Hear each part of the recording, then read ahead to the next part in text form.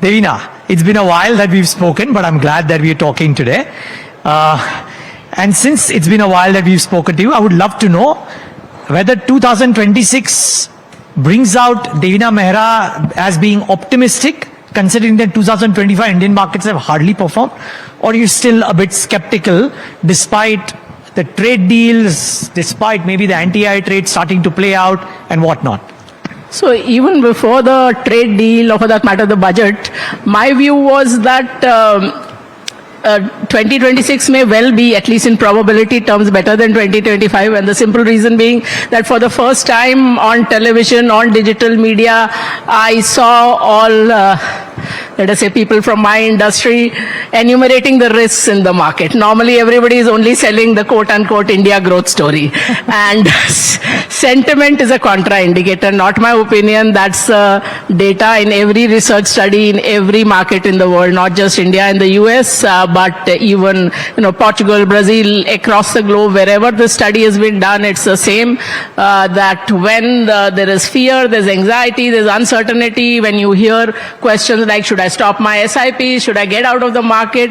The next period returns are above normal in terms of probability, and it is when you have very, very buoyant sentiment, as was the case the first 8-9 months of 2024, when people thought 30% compounding was there for the taking. I mean, I actually had family officers telling me this, that I don't have unrealistic expectations, I'll be happy with 30% compounding. I said, that is an unrealistic expectation.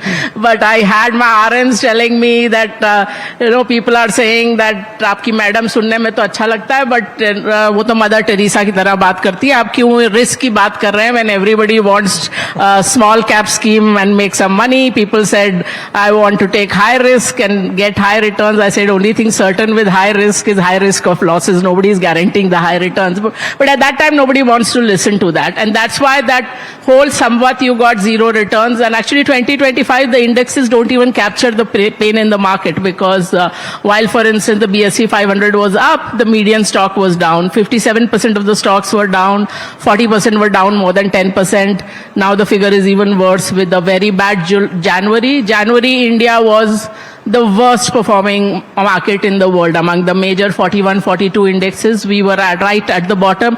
And the sad part was that the top 5 were all emerging markets. So this has been a boom time for emerging markets, and still we have not performed. But as I said, just because the sentiment is bad, maybe that is the good news. And that's been my view, that I never give a 1 year, never have given a 1 year index projection either in January or the beginning of the new Samvat. But certainly I would say that things don't look quite so bad. My recommendation has been A, never have 100% in equity. B, that whatever is your equity allocation, certainly not time to sit it out. You should be invested. Maybe not in the same old stocks that you have in your DP, but you should be invested.